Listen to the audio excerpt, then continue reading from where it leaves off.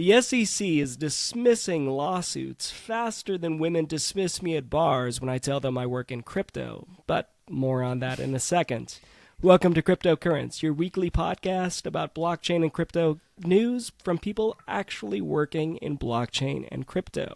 Think of us like Google of your youth when it was amazing. We give you great answers and no ads because there's no FOMO here. No shilling, none of that stuff. Today, I'm joined by our resident degen Kale from the Encrypt team. Hello. And, of course, Katya from Mew. I would never dismiss you, Vince. Aw, thanks. I appreciate you. So, before we talk about the SEC and all the cringeworthy memes that people are posting about it, let's talk about the crypto reserve. So, just this last week, during the weekend, when markets were closed, except crypto never closes, President Donald Trump announced the 5 assets that were going to be in the crypto reserve for the United States, causing them all to immediately jump about 10%, and then immediately drop 10% by the time Monday rolled around. Kale, what are your thoughts on this strategic reserve, even though it's just an executive order, so it's not actually real yet? Yeah, I mean, I have lots of thoughts on this. To begin, I thought it was funny that markets pumped on Sunday, and I thought probably a lot of people thought that they were going to pump more when TradFi markets opened up, but it seemed like it retraced the whole move by the end of Monday. Mm-hmm. So that was odd to see. I feel like there's lots of market manipulation going on, but I don't really know. I don't know. It's not really like my strength or whatever. I don't know, but. Other than that, I think it's really odd, the choice of tokens. XRP yeah, say more.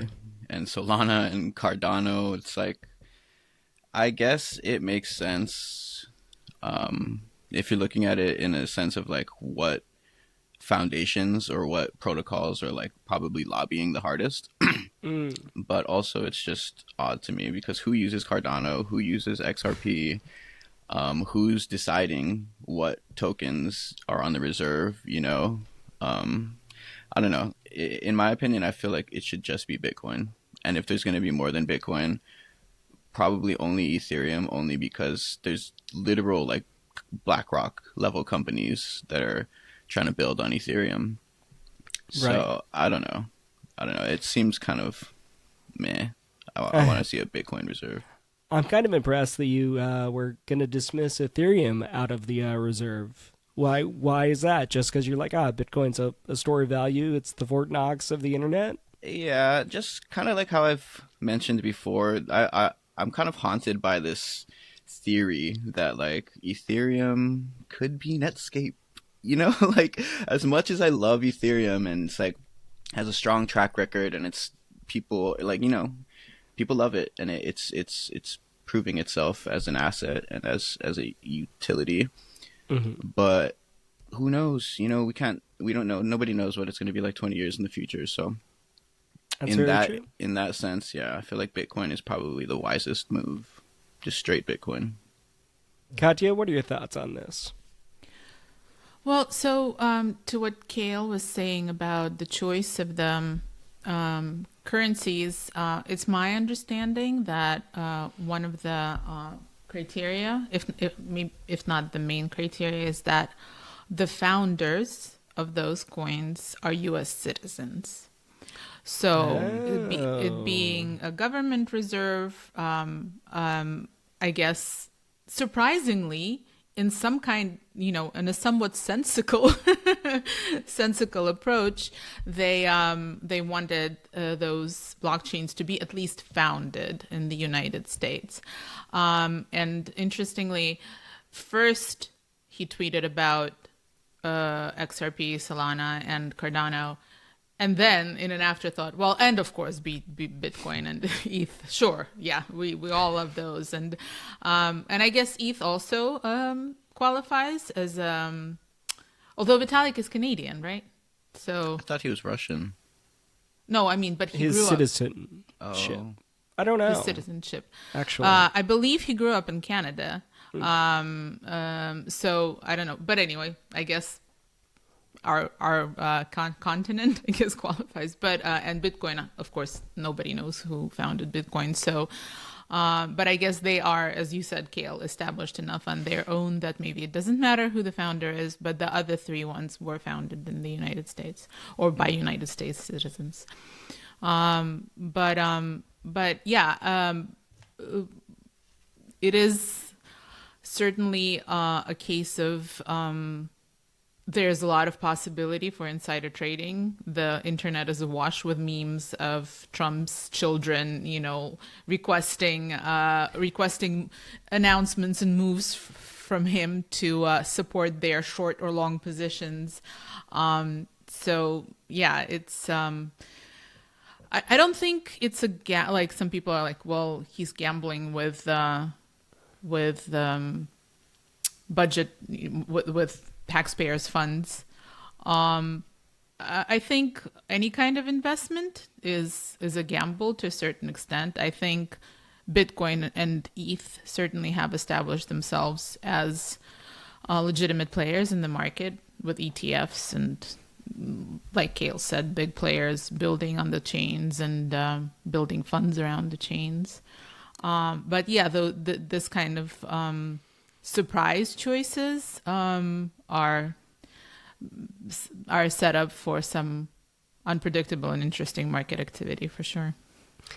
For me, I think this also really just kind of underpins what an executive order is. It's like your boss saying, do this thing, but that doesn't mean it immediately happens, right? He's like, here's the reserve, and then it wasn't like they went out and immediately bought $1 gazillion worth of those. And I think it will be indicative of the actual like commitment to this when we see how long it takes for them to actually fulfill this reserve. That's a good point. Yeah, because I mean, otherwise it's just old man yells at clouds and is like, we're doing the thing. And there's no guarantee that the thing actually gets done because employees are incompetent, especially government employees. That's right, I said it. I thought one analysis I read somewhere, I thought it was really interesting how one of the purposes of a crypto reserve, allegedly, according to this analysis, is to make sure that the government, when these chains become strategically important, more important than they are now or extremely important, that the government has funds to operate on them. So basically they're saying like they want to make sure they have money for gas, which to me was like a really funny like thing. Gas is such an issue for a lot of users. Nobody understands it. Nobody understands why they have to do it. And we as an industry are kind of working on abstracting it, just meaning like that you can pay it with any token. You can stop thinking about gas. But now that strategic reserve is stockpiling gas. for Ethereum and Bitcoin, to pay the network fees in case you need to do something quickly on the. So I thought that was funny. I thought it was a fun little detail. I like that. And the U.S. does have a significant gas reserve. Well, petroleum, but yeah.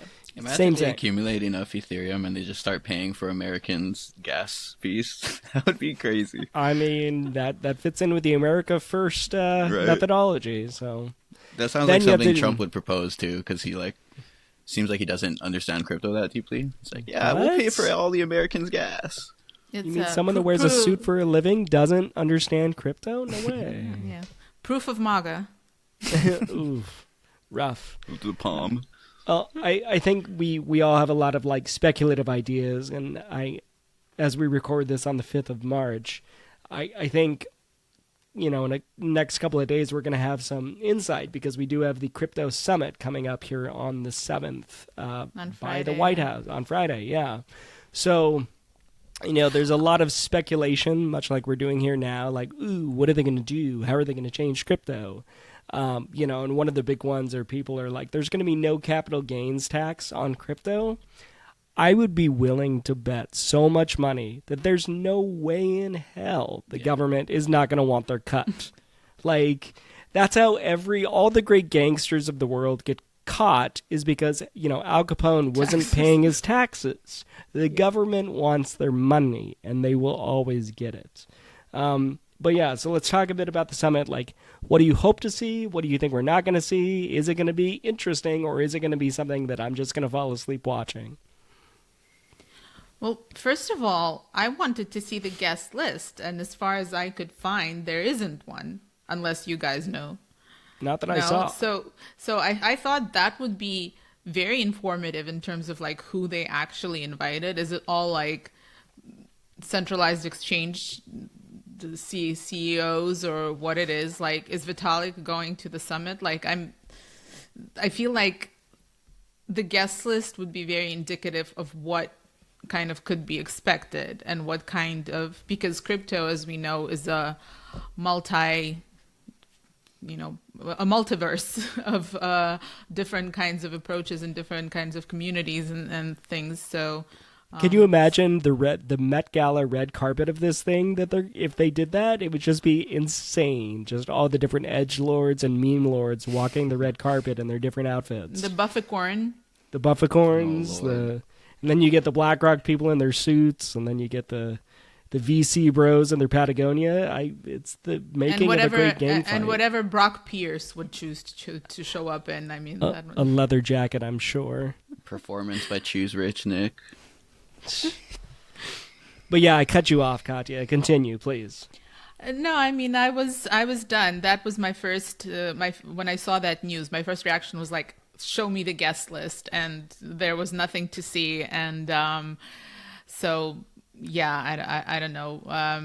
I'm looking forward to see what kind of publicity at all is going to be around it. Are they just gonna tweet something afterwards? It was great. Are there going to be pictures? Are they going is there going to be a press conference? That's a good point. Like, I haven't seen a lot about this. Like, there's no build-up. We're not seeing, like, who's going. It definitely is not a who's who, at least in the run-up to it. I think a lot of what we're going to have to wait for is after the fact. And also, like, a lot of these people that would be the usual suspects for this kind of event, as far as I know, none of them have tweeted about going to it.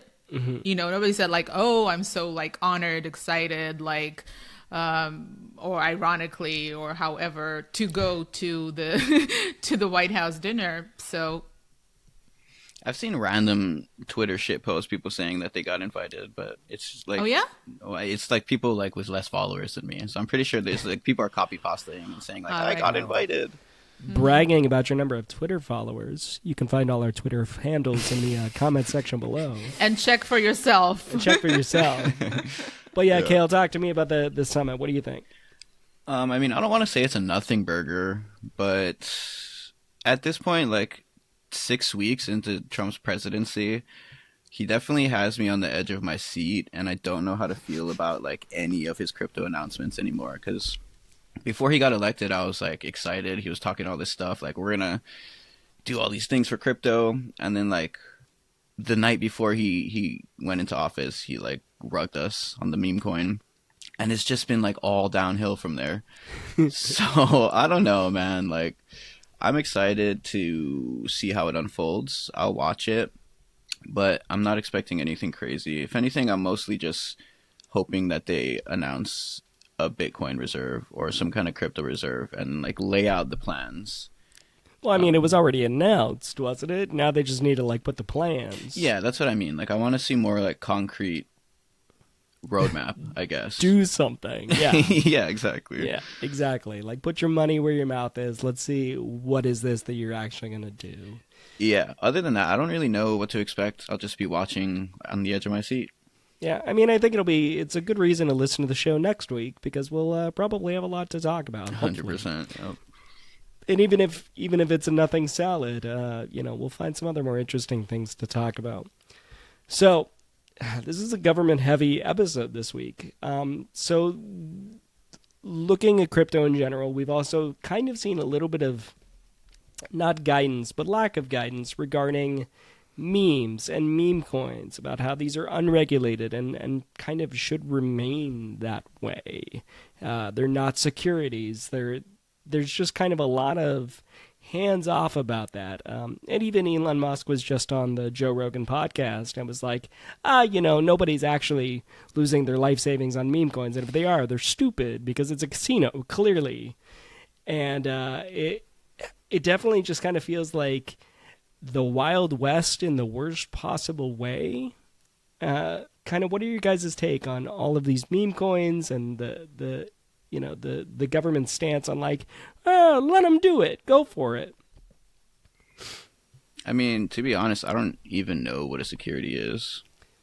Fair. So it's like, I don't know like how this. Don't feel bad because apparently the last head of the SEC also didn't know in response to a lot of questions. So don't get down on yourself too much. Yeah, so I mean, I don't know how it's gonna really affect me, because I feel like even before even before this was like gaining any clarity, people were still doing degenerate shitcoin trading. True. Like 10 years ago, so I don't know. My general feeling about it is people are gonna do it whether it's legal or not because they want to do it. True. But, I mean, Democrats have come out and filed the Meme Act where they're saying no more presidential meme coins. So at least someone's trying to do something. That's even though actually I feel dope. like That's actually cool I to see. mean, I think it's a great idea, but I don't even know if it gained any traction or where it's at. Like, Katya, do you know? No, I don't know if it went anywhere, but yeah, I also thought that it was interesting that at the same time, kind of different, I'm not even going to say branches because some of these people are not even elected, but different aspects of the government. Some are proposing an act to completely forbid, albeit a certain type of meme coin, not all meme coins, but a certain kind of type and expression of meme coin.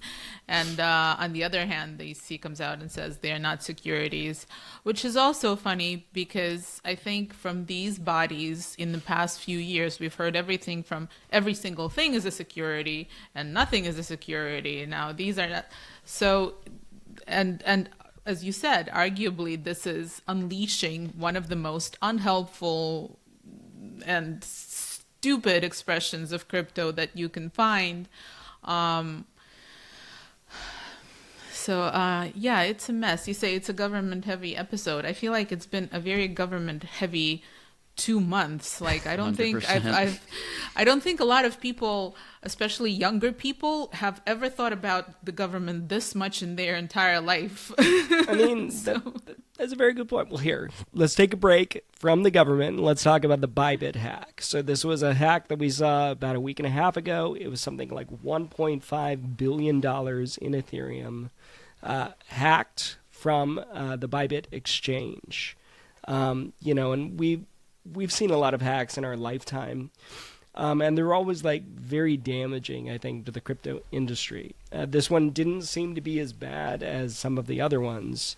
But when we talk about hacks, let's kind of zoom out because we're all soft skillers here and we're lacking a nerd to really explain the tech of a hack. What do hacks kind of do for the broader adoption in your guys' opinion? Is this like an absolute turnoff, or does it kind of show that we're on the right track? Like, what you're kind of like if we kind of look at it through that lens, what do you see, Kale? I mean, overall bad. I feel like it's pretty simple.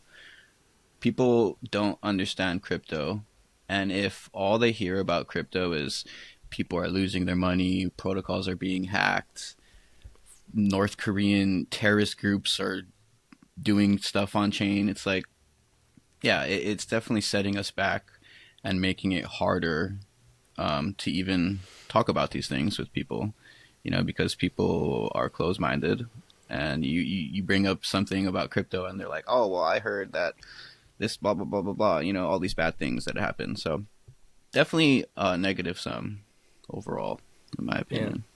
Yeah. Katya? Well, I think it's important to note the word itself, the choice of word hack, and when it appears in the media enough. What I've noticed is that it filters down to individual users with their individual wallets, even when those wallets are non-custodial, self-custody wallets. And it's this impression that crypto gets hacked all the time. And I would say that there are crypto losses all the time. But a wallet, a self-custody wallet, but for now, before quantum computing, which I don't know anything about, but for now, cannot be hacked. It can't be hacked. The cryptography of a Bitcoin or EVM Ethereum wallet can't be hacked. It's stolen. It's phished, engineered, socially engineered. And so when, in this case, I believe in Bybit, it was a cold wallet that was compromised that held a significant amount of their cold storage funds. And what happened was that, as far as I know, an employee of the company that serviced that cold wallet was compromised, either bribed, or his computer had poor security, his password got stolen somewhere, whatever, and then the code was compromised because his access was compromised, and then that's what happened. So the cold wallet wasn't hacked. Like, it's not that somebody got a wallet and just was able to break into it with the phrase like they show, like in movies where somebody breaks into a safe by getting the combination right. I'm almost in. No. Yeah, you can't do that with a wallet. It's at the level of encryption that we have right now. It's not impossible, but the amount of hours, like billions of hours or whatever it is, time and computer power that's needed is not in anybody's one person's it or might as group's well power. be impossible. Yeah. So what happens is that either they trick people into giving up their phrase or their access to their working computer, or they bribe people to give up access to the working computer, etc. So it's all like human factor engineering that happens. But when it gets reported on in the press, it's like hacked, right? So like when a person loses funds from their crypto, like sees that there is a transaction they don't recognize and the funds are leaving their wallet, they're like, well, I was hacked. And it's very hard sometimes to explain that that means that your phrase got compromised somewhere. Either you stored it incorrectly, or you accidentally exposed it to someone else, or something happened, but the wallet didn't get hacked. Yeah. Somebody got into it, but what happened was that they were able to, it's like very simple. They were able to get a password, the phrase, something, if you, in your email, if you stored it in your email, etc. So I think that's one way that's really damaging to the reputation of crypto, and specifically self-custody crypto. That's not always very obvious, if you will. Yeah, and I agree with you, and you fell for my trap here when I used the language hacked. I do think that we, as people working in the industry, need to really work with the media to better explain these are not hacks. The technology is not failing. What's failing is the humans are being compromised. And I feel like nobody is talking about this enough. Not only in crypto, but in just general. I probably get at least 3 or 4 texts a week of people that are running, elaborate phishing scams that have nothing to do with crypto. It's just when you get a text that's like, hey, I missed you at the bar last night. How are you? That's just someone checking to see if your phone is active, if you are responsive, to then start an elaborate honeypot or phishing, whatever. And no one is talking in tech about all of these spam texts, all of these spam emails, and all of these attempts to compromise the humans. Because at the core, the blockchain technology is more secure than my Bank of America account. But they're both just as easily able to be compromised if I, Vince, am compromised. But the thing is, that's the hardest thing for somebody to admit, for humans to admit, that, you got tricked. Maybe it wasn't your fault, but you got tricked. You were the point of failure in this. Not, it's easier to blame the machine or the company or the wallet or whatever. And even safe, I forget the wallet technology involved in the Bybit hack. When they posted about, they admitted that something happened and they posted about it. I forget the language exactly, but the tweet something like, there was a machine that was compromised, something, and there were comments under it, and we were like, what does this mean? What does machine, blah, blah, blah, what does it mean? And then other comments under were like, their dev got phished. That's what it means, or bribed.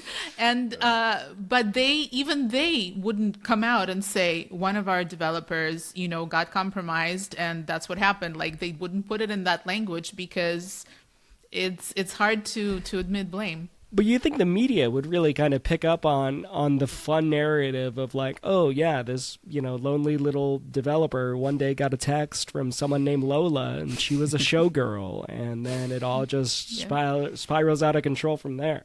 Like, that makes an interesting story. I don't know. Maybe I should work in media. More sympathetic too, right? Doesn't it make it more sympathetic? I think so. I don't know. Yeah. True, pulling on the heartstrings. Wasn't the wallet a multi-sig? I believe it was, yeah. Well, Safe is a multi-sig technology, but we don't know. I don't think we know the specific setup of their wallet that was compromised. So, that makes sense. But the issue wasn't even that like one of the signers got compromised and then it all went to hell, because in a multi-sig then the other signers would still, at least one other signer would have to sign it. I think what happened was that code got compromised that then sent like the wrong link to one of the signers or something like that. So I still think it's a developing story, and certainly by the time this reaches your ears, this is all conjecture. This is all conjecture, and by the time this reaches your ears, dear listener, things might have changed. True though. Speaking of things changing, so this brings us back to where we started the day, with the SEC dropping lawsuits left, right, and center, and investigations on the big boys like Coinbase and Kraken and Robinhood. And I think Coinbase was the first one that got dropped, and Brian Armstrong just tweeted the most cringeworthy meme cartoon of like two cowboys with the badly photoshopped logos of the SEC and Coinbase. And I was like, oh man, I don't want to work in this industry anymore. But all cringe stuff aside, I do think it's interesting to see that, the timely nature of all of these investigations and lawsuits getting dropped, and how each kind of CEO responds to this. And I for one, hope that this is a sign of a good times to come, despite current price action. I think it's definitely good times to come. But what are your guys' thoughts on this? Totally agree. Are there any more lawsuits that are open, or did they cut them all, every single one? I don't know if they cut every single one. I'm sure they didn't get everything that was, but they've been coming down like dominoes, like one after the other. Robinhood and Kraken and Consensus and OpenSea, and so basically anything you can think of, I think has been.